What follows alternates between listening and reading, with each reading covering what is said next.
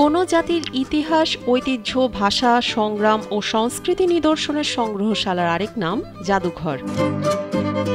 কালের বিবর্তনে দেশ বিদেশে অনেক জাদুঘর প্রতিষ্ঠিত হলেও জাতির শ্রমজীবী মানুষের জীবন জীবিকার ইতিহাস, ঐতিহ্য, সংগ্রামের গুরুত্বপূর্ণ নিদর্শনে স্থান পায়নি এসব জাদুঘরে। তাই খেটে খাওয়া সাধারণ মানুষের জীবন জীবিকা সংগ্রামের ইতিহাস ও নিদর্শন সংরক্ষণ করা হয়েছে ঠাকুরগাঁয়ের লোকায়ন জীবন বৈচিত্র্য জাদুঘরে। জুয়েল ইসলাম শান্ত-এর পাঠানো তথ্য ও ছবিতে ডেস্ক রিপোর্টে থাকছে বিস্তারিত।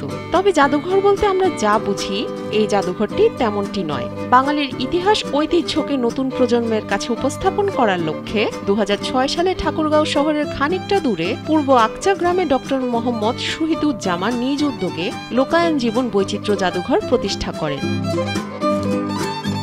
তৃণমূল লোকজ গ্যালারি দিয়ে এই জাদুঘরটির যাত্রা শুরু হলেও পরে ভিন্ন ভিন্ন বিষয় ভিত্তিক আরও 8টি গ্যালারি যুক্ত হয়। এখানে গড়ে তোলা হয়েছে মুক্তিযুদ্ধ গ্যালারি, নদী গ্যালারি, আঞ্চলিক ভাষা গ্যালারি, সমতলের ক্ষুদ্র নৃতাত্ত্বিক জনগোষ্ঠী গ্যালারি, মিউজিক গ্যালারি, বিজ্ঞান গ্যালারি, আপাং কটেজ ও রবীন্দ্র মঞ্চের মতো গ্যালারিও। জাদুঘরটিতে রাখা হয়েছে প্রাচীনকাল থেকে কৃষিকাজে ব্যবহৃত লোকজ ঐতিহ্যের বিভিন্ন উপাদান জিনিস দেখছি, যেমন হচ্ছে আগের অণুবীক্ষণ যন্ত্র, তারপরে হচ্ছে ঢেকি, তারপর হচ্ছে ক্যামেরা আছে আগের।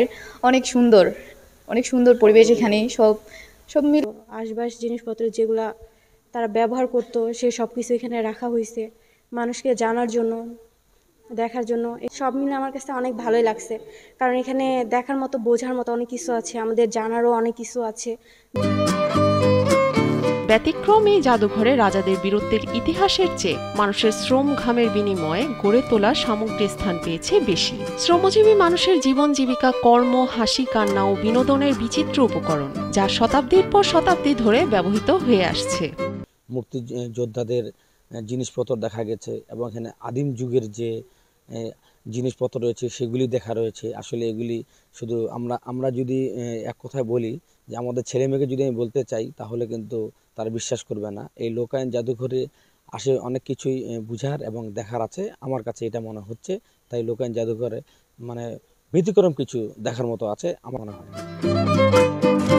এখানে শ্রমজীবী মানুষের জীবন যাপনে ব্যবহৃত নানা সামগ্রী ও তাদের সংস্কৃতির নানা উপকরণের পাশাপাশি দেশের মুক্তিযুদ্ধের অনেক দুর্লভ নিদর্শন খুঁজে পাওয়া যায়। এখানে কৃষক, খামারি, কুমার, কামার, জেলে, তাঁতি, দিনমজুর, খেটে খাওয়া মানুষের ব্যবহার্য সবকিছুর দেখা মিলবে। বলতে গেলে পুরো দেশের শ্রমজীবী মানুষের জীবনযাত্রা সবকিছুই তুলে ধরার চেষ্টা করা হয়েছে এই জাদুঘরটিতে।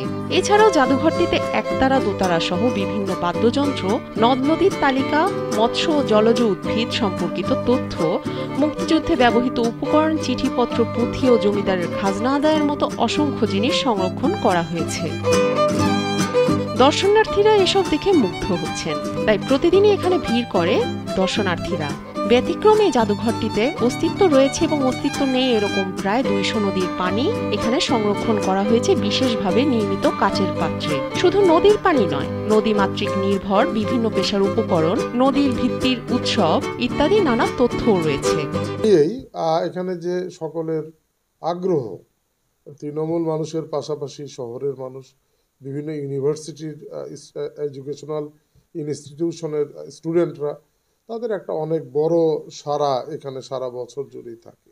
আমরা আসলে বিশ্বাস করি এবং মনে প্রাণে সবাই মনে করি যে এই দেশের মানুষকে যদি আমরা সম্মান করতে না পারি তাহলে আমরা দেশের পরিবর্তন আনা খুব কঠিন। এই জাদুঘরটি আসলে মানুষকে সম্মান করার, যাদের শ্রম ও ঘামের বিনিময়ে আমরা প্রতিদিন যে জীবনযাপন করছি সেটিকে আরো বেশি সম্মানিত করা। এছাড়াও মানুষের জীবন জীবিকার সঙ্গে সম্পর্কিত বর্ষা মঙ্গল, নবান্ন, পিঠা উৎসবের মতো নানা দিবস উদযাপন করা হয়।